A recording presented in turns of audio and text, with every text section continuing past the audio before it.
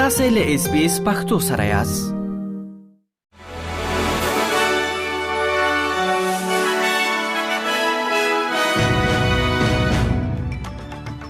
سلامونه ستړي مشئ. نن چهارشنبه د 2024 کال د جون د میاشتې 24مه نیټه ده چې د چنګاښ د میاشتې ل 3مې نیټې سره برابرېږي او تاسو له SBS پښتو څخه د نن ورځ لاند خبرونه اورئ.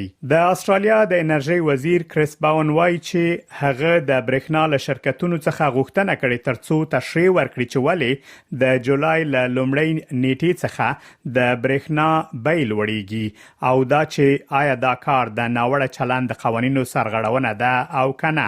د انرژي د پرچون پلورونکو لخوا مشتریانو ته لیږل شوی خبرتیاوي د جولای ل میاشتې څخه د بیو د لوړوالي نښې ښيي. د استرالیا د انرژي د تنظیم ادارې وړاندوینه کړې چې په راتلونکي مالی کال کې بعد هیواد په ډیرو برخو کې د کورنۍ د برېښنا په بیو کې تر 10% پورې کموالی راشي. ښاغلی باون وایي چې هغه د استرالیا د سیالي او مصرف کوونکو له کمیسیون څخه هم غوښتنه کړې ترڅو څېړنه وکړي چې آیا کومه قانوني سرغړونه شوې او کنه. د ایران ولسمشر وایي چې دغه هیواد د بالستیک توغندیو په اړه به هیڅ ډول مذاکره تر سره نشي. مسعود پزشکیان ویلي چې دا موضوع له امریکا سره په لاسلیک شوی تفاهم لیک کې شامل نه و او هیڅ کله به هم شامل نشي. بل لور ته د امریکا ولسمشر ډونالد ټرمپ ټینګار کوي چې ایران ژمنه کړې ده چې د اټومي انرژي نړیوالې ادارې ته به اجازه ورکړي چې په ایران کې اټومي پلټنې ترسره کړي.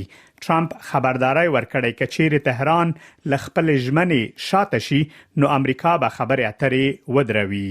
ملګری ملتونو ویلي چې اسرایلی چارواکو او امنیتي ځواکونو په قصدي ډول فلسطینی ماشومان په نښه کړي چې د غزې په تړانګه کې د نسل وژنې د بشریت ضد جرمونو او جنگي جرمونو سبب ګرځیدلی دي.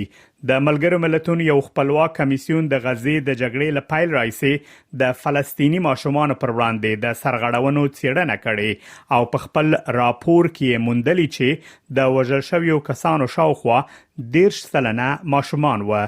د اسرایل حکومت دغه موندنې رد کړي او راپور یې نیمګړی بللی دی. د پلټنې مشر سرینی واسن مرلیدار وایي چې د 2023 کال د اکتوبر د 1 او د 2015 کال د اکتوبر د 1 ترمنځ له 20,000 څخه ډیر ماشومان وژل شوي دي او له 40,000 څخه ډیر ماشومان ټپیان شوي دي. د غزې ښار فلسطینیانو د ملګرو ملتونو د څېړنیز راپور د موندلو په اړه خپل خواشینی څرګنده کړې ده. یو شمېر رسنیو راپور ورکړی چې د طالبانو د حکومت چارواکو د اروپאי اتحادیې له چارواکو سره په بروکسل کې لیدنه کړې ده. راپورونه ښیي چې د لیدنه کې د هغو افغان کډوالو د ستنولو په اړه بحث شوی چې په اروپאי هیوادونو کې کیسونه رد شوي دي. اروپا ته د طالبانو د استازو سفر له سختو نیوکو سره مخ شوی دی. اروپאי هیوادونو په 2021 کال کې کله چې طالبان بیا واک ته ورسېدل په کابل کې خپل سفارتونه وتړل. دا و د نن ورځې لاند خبرونه چې ما مجيب منیب تاسو ته وړاندې کړل. تر بیا ښه وخت ولرئ.